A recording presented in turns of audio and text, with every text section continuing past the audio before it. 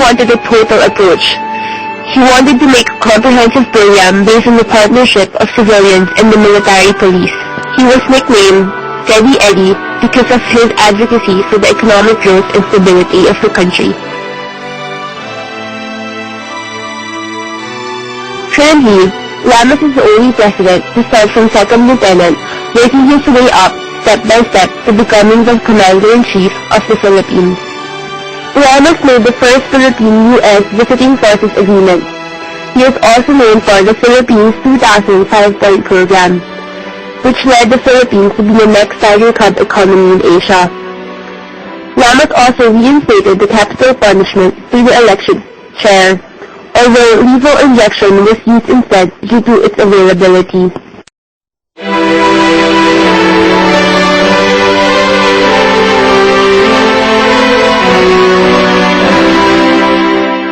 Constantly leaned on the platform of alleviating poverty in the country.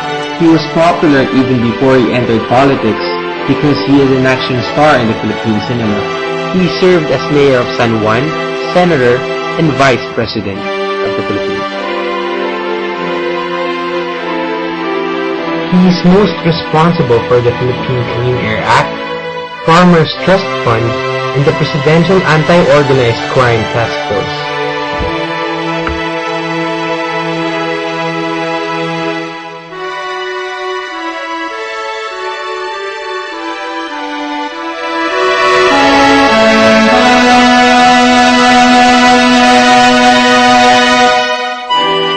Gloria Macapagal-Arroyo wanted to shift the government to a parliamentary and federal form of government.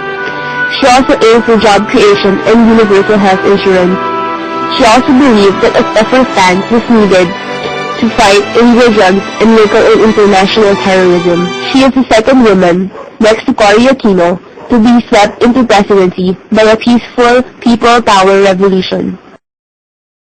During her administration, the economy grew at its fastest pace in 3 decades. She also implemented the EVAT and re-abolished the death penalty.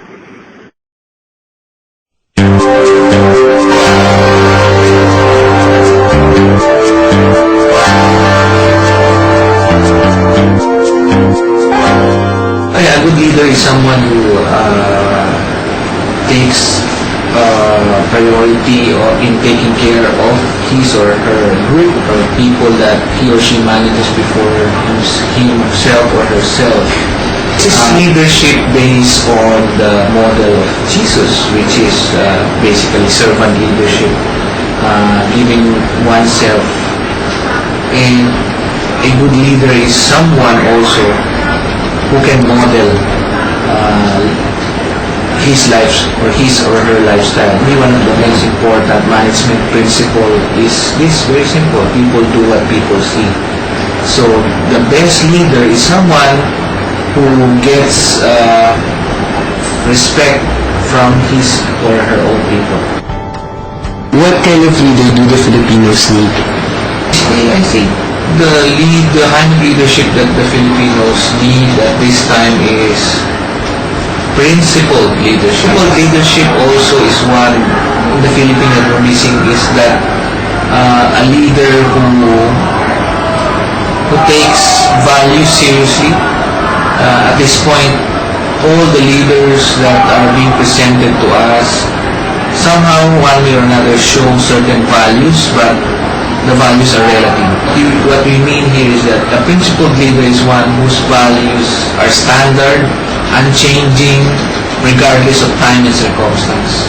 It may be difficult to find one, but there are people who have that kind of principled leadership.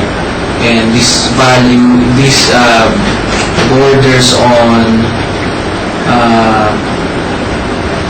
a better understanding of what is needed by the country at this point. If you ask me if there is someone, I could not say that there is an exact person right now among who are going to the elections. But what I can say is that principled leadership, the qualities of principled leadership is within each one of us.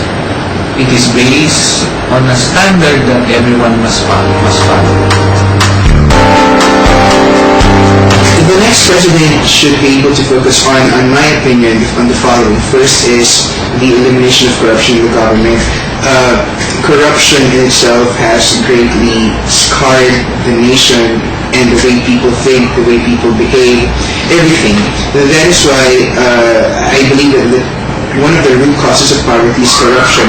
And when corruption is eliminated, then poverty, it will also lead to the eradication of poverty. The second issue is education. Of course, education should always be put at a prime in the priorities of the government. However, despite the fact that education is being given the highest budget, or the biggest budget in the annual government budget, the amount used for education is not utilized fully and is not maximized to its fullest potential. And the third one is transportation. It may sound a bit too shallow, but I believe that one of the key indicators that could show if a country is doing good progress is transportation. If you take a look at other countries out there which are more developed than the Philippines, you would see that these countries have an efficient transportation system. So I'd like the government or the new government leaders or the next president to address this issue as well.